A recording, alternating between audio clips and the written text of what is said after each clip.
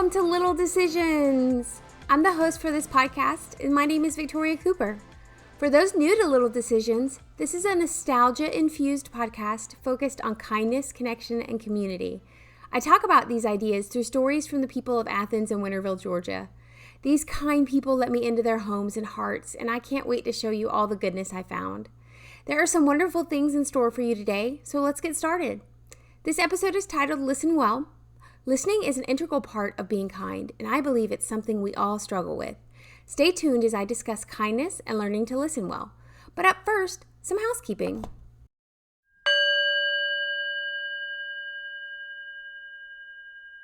Today's housekeeping is going to be a little different. Instead of talking about the blog or YouTube channel, I want to talk about the podcast as a whole. But I want to do that through gratitude. First, I am so grateful for the over 400 downloads across all platforms, including Apple Podcasts and YouTube. That's amazing, y'all. Thank you. Second, I want to thank you for all the Instagram, TikTok, and Facebook ads, likes, etc., etc., etc. You put the social in social media for sure. And lastly, I am so grateful for the over 20 regular listeners I have who keep coming back every week to listen to me talk about kindness. That is really something special, and you are someone special. If you would like to provide me feedback on my social media, episode content, or anything else kindness related, please don't hesitate to reach out to me at any social media platform at Little Decisions Podcast. And that's housekeeping.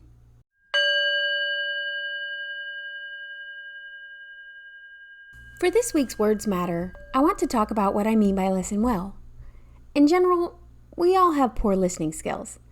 According to Julian Treasure's TED Talk from 2001 titled 5 Ways to Listen Better, we spend 60% of our communication time listening, but only hear about 25%.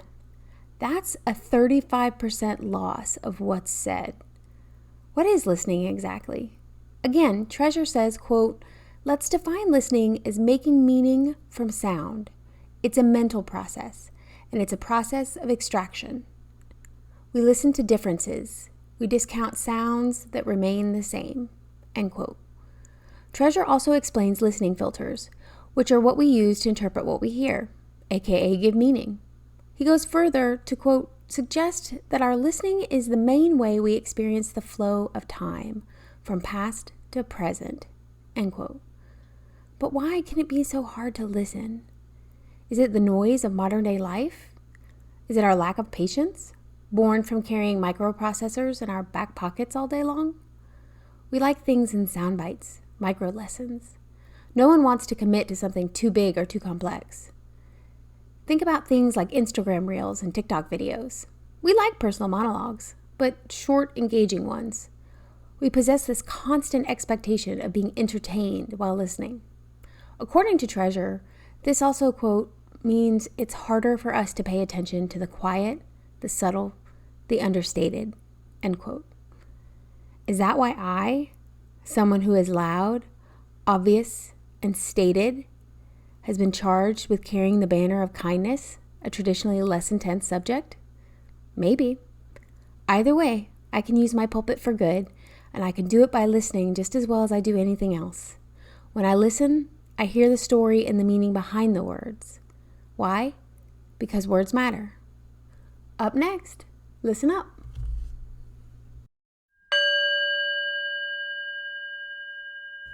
For this new segment, I want to take a moment to thank 3 influencers in my life today. By listening to these people in one way or another, I've been able to do more than I ever thought possible. First up, the Art of Kindness podcast. According to their website, quote, "The Art of Kindness with Robert Peter Paul is a new podcast that aims to converse with and celebrate artists from all areas of the entertainment industry," end quote. This podcast is fun, lighthearted, and chock full of kindness, y'all. 10 out of 10. Second is the Pop and Culture podcast, another Georgia Grown podcast. These ladies pop corks, tags, and culture in this unpredictably fun podcast. Join Mary Jane and Kiki every week as they, quote, take on current events, celebrity mashups, and anything else that makes us stop and take notice, end quote. You'll hear a promo from these ladies in a bit too, because we should do what we can to lift each other up. Third is my recently discovered twin, Erin Whitaker Autry of Statham. She's at Erin Glitter Unicorn on Instagram. This newfound friend shares so much in common with me, it's freaky. Thank you for being at Kroger that day and for all your kindness since. I hope you thank someone in your life today. That's Listen Up. Welcome. Do you like respectful discourse presented by qualified professionals? Are you looking for politically correct commentators? Well, if that's the case, you should probably try NPR. I hear they're pretty chill. This is Poppin' Culture Podcast, hosted by me, Mary Jane, and the ever-delightful Kiki. Together we'll pop corks, tags, and pop apart all the things that make life interesting. Listen in as we discuss celebrities, movies, fashion, music, and all things pop culture. If it's interesting, then we are there. Join us on Poppin' Culture Podcast. We are on iTunes, Spotify, and anywhere podcasts are played. You can also find more about us on poppinculturepodcast.com.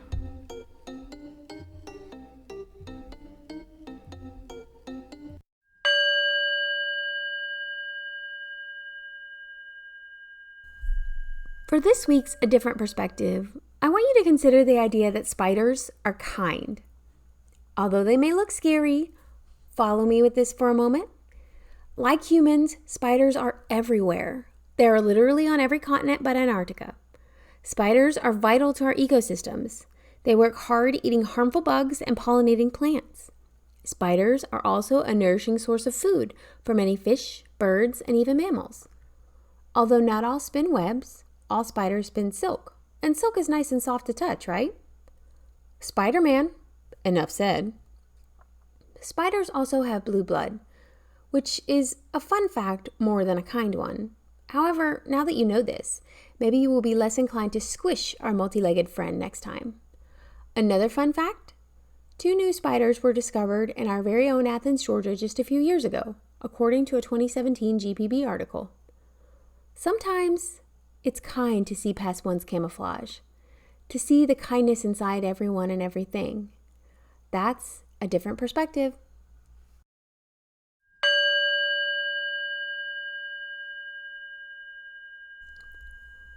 For this week's calendar, I want to again focus on the Be Kind to Humankind Week. According to their Instagram page, Be Kind to Humankind Week was established in 1988 and is celebrated every year from August 25th through the 31st. We've already started the week with Willing to Lend a Hand Wednesday and Thoughtful Thursday. Now I want to talk about the rest of the week. Let's start with Friday, August 27th, which is both my sister Queen Elizabeth's birthday and Forgive Your Foe Friday. Coincidence? According to bk2hk.org, this day is when we hope you, quote, try to find enough forgiveness in your heart to alleviate any anger you may be feeling toward other people or even towards yourself, end quote. Powerful stuff. On Speak Kind Words Saturday, we consciously choose to use our words for good all day long. Sunday, which is Sacrifice Our Wants for Others' Needs Sunday, is, quote, a chance to do something for someone in need. Let your desires come second on this day and give a little something to somebody else, end quote. Monday sounds particularly fun. It's Motorist Consideration Monday. This is when we, quote, practice patience and consideration towards others while traveling, end quote. And we end BK2HK week with Touch a Heart Tuesday. This is when you should hope to, quote, take the opportunity to show your love towards others, end quote. Do you plan to celebrate Be Kind to Humankind Week with me? It's okay if you missed some of the days already. Just start now. It's never too late to try something different. For help and to see how I celebrate the week, check out my Instagram at Little Decisions Podcast all week long. Up next, kindness in practice.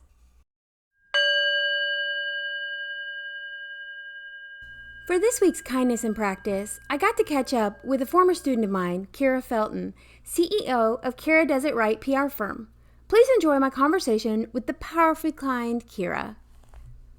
Can you tell the audience your name and how we first met? My name is Kira Felton. I'm from a very small town called Montezuma, Georgia, and I attended the University of Georgia where I got a degree in public relations, and it's also where I met you, Victoria. You were a phenomenal advisor to me. I see a lot of people on social media talk about how they struggled with their advisors and how they felt like their advisors didn't have their best interests at heart. And every time I see that tweet, I always quote it and say, like, I did not have that experience at all. And there's a lot of people that also went to UGA that retweet that because you were also their advisor and they felt the exact same sentiments as I. So I've kept in touch with y'all because y'all make my day. Like, I really, when I left, it was so hard. It was so hard to leave. Yeah, because, like, I didn't really want to leave, but for my personal life, it was what had to happen. Yeah. But just, like professionally, it was so hard. I cried, I think, that entire last week. Like, I just did not want to go. Goodness. It was really tough. That makes my heart feel really good that y'all do that. Like, I love that. Well, because, I mean, y'all made the job easy because y'all were always so prepared. So, like, I just had to match your energy, and that was usually easy for me. Like, yeah. I graduated in December 2018, and literally a month after graduation, I took a job with the Cintas Corporation as a management trainee. That program lasted for 2 years, and so at the end of it, I enrolled at the University of Florida to pursue my master's and PhD in public relations, and so that's where I am now.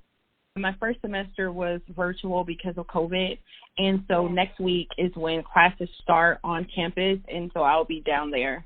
Do you have, like, a dream in life that, like, you aspire to achieve? There's not one overarching dream that I have for my life because there are a lot of things that I want to accomplish, and one is not bigger than the other.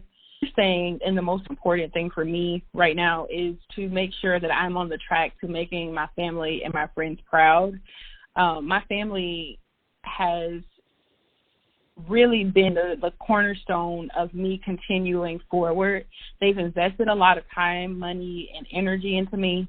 And so I just feel like, it's the least that I can do to hold up my end of the bargain to say, like, hey, this is what I'm setting out to do. This is what you did for me, and this is how I'm going to repay you.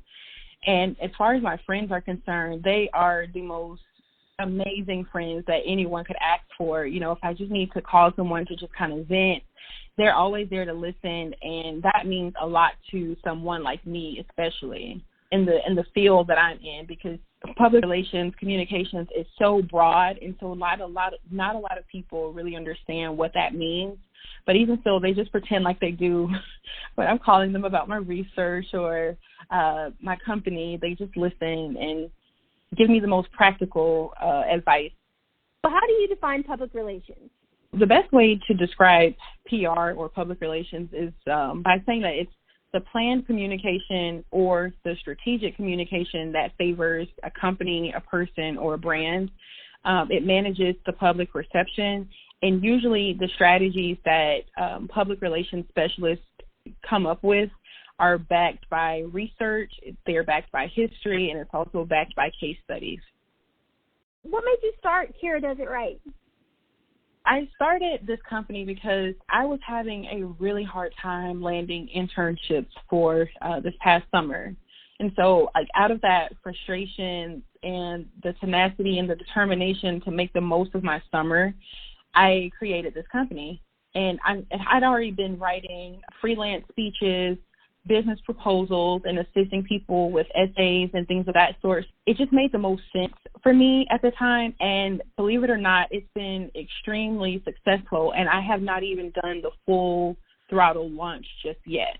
I've actually had a few business owners reach out to me when I announced that I would be launching my firm. So I've already been retained for my social media marketing services. I've been retained for my election and campaign consulting service because there's a guy that's running for mayor and he wants my assistance. And then I even got a message from a guy that's going to be running for sheriff in 2024 that told me to just get ready for the ride because he undoubtedly wants to retain me to run the race with him. So that's been really exciting and encouraging for me, because it just shows you how much people are paying attention and how people trust you to get the job done. And so that's why part of the reason why I named my company what I did, which is Kira Does It Right, because that's my plan. Yeah, I love that. I love, though, too, that it's WRITE. Yes. I consider myself to be a really good writer. And Victoria, you know firsthand that UGA is very serious about clear, concise, and succinct writing. Those skills that I learned in undergrad have just kind of carried over into my everyday life. And I've been fortunate enough to make this like a career for me. Yeah. Well, do you hear that, Dean Davis? Oh, Dean Davis, how I missed you. Yes, I miss him too. That's amazing. Do you have a mentor or someone in your life that has kind of helped you get closer to launching Kira Does It Right? I do. I have a couple of people that I seek advice from. I knew it. Yes, you guessed it right. One of the first is my grandmother. She's really business oriented, and while she doesn't know the specifics of public relations and what's entailed, she does have a very business savvy mindset. And so it was her idea for me to take this thing full throttle. She realized how popular my services were and that I should monetize it a little bit better than what I've been doing. A second person that I reached out to for advice is my professor, Mickey Nall.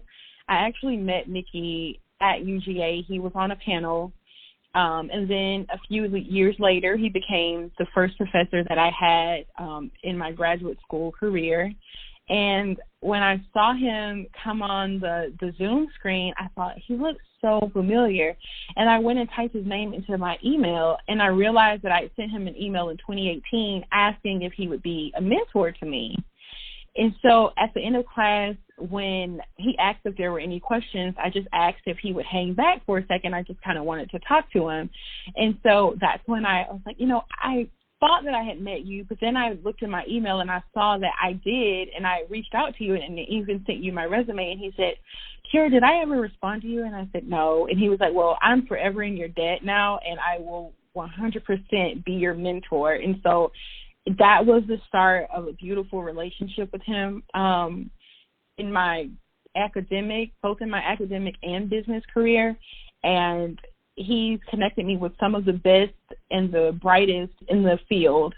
So I've been really maximizing on that and taking up that opportunity to meet new people through him and his connections. That's amazing. Wow. Yeah, I think it's a funny story, but it just shows you how funny life works. Do you consider yourself a kind person? Yes, I do. Good. You better. Yes. Good. Well, and I ask that just because sometimes I think some people who carry themselves in their power, which I think you do with such grace and talent, oh, you are welcome. I mean that. But when people carry themselves in their power, I think they worry that they might not be kind, but that, in fact, is being kind, because that's also being kind to yourself, which is the most important kindness out there. Yeah, that's true. So do you think there's a way, and there isn't necessarily a good answer for this question, so I always ask this while saying that, but do you think there's a way that we can make social media kinder? Yes, I do. I think it's one of those things where it's the small things that count. So by liking someone's picture, to me, that's showing kindness on social media. By sharing or engaging with their posts, that is also an act of kindness on social media. Swiping up on their stories, whether that's on Facebook or Instagram, to just compliment them, like taking the time out to say, well, you look really nice today, or I love that lipstick, or I love those shoes. Something of that sort could really brighten someone's day. And I think that that's not something that should be taken for granted. Good. All right. So what do you think a podcast about kindness can really do then? So I think that a podcast of this sort could incite a lot of aha moments, because I think people interpret kindness in various ways. And so it's always interesting to see what it means through the lens of another person. Yeah, I love that. And, and all you have to do is, if you listen well, then you end up usually being able to see that lens that person sees the world through. Absolutely. Yeah. Absolutely. There are a few reasons why I think that I am a kind person. The first being that I'm always very genuine, and I don't ever say anything that I don't mean. I'm always honest, but I think the most important part of being an honest person is being able to relay your honesty in a very respectful way that doesn't come off being rude or disheartening. I always try my best to treat everyone the way that I'd like to be treated. And I know that sounds cheesy, but it's very true. And I try my best to be consistent. So I don't ever agree to take on tasks or do things that I don't necessarily want to do, so that I'm not setting, false or inflated expectations. And then lastly, I think that I'm a very good listener.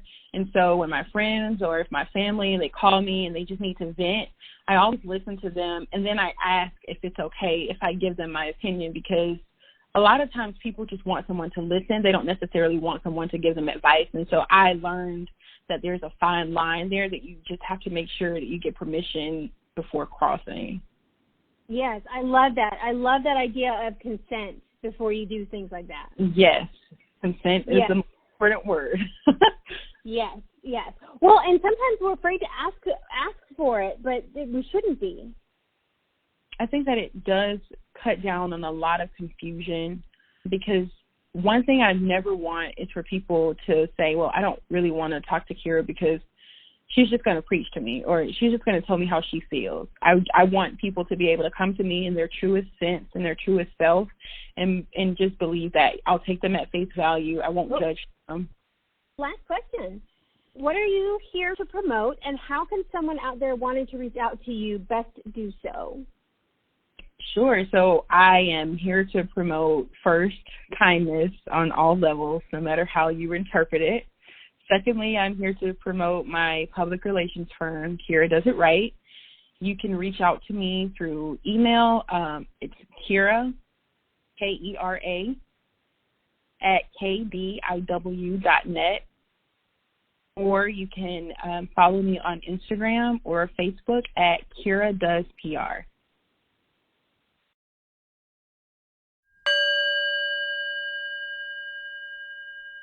Before we leave each other today, I want to remind everyone that you are more than welcome to reach out at Little Decisions Podcast on any social media platform if you have some constructive feedback to share.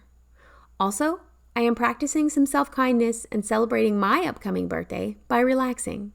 As such, next week will only feature an interview, no regular episode. But fear not, I'll be back fiercer than ever the first full week of September with exciting new episodes and interviews. I hope you find even more kindness throughout your day today. As always, pineapple with care.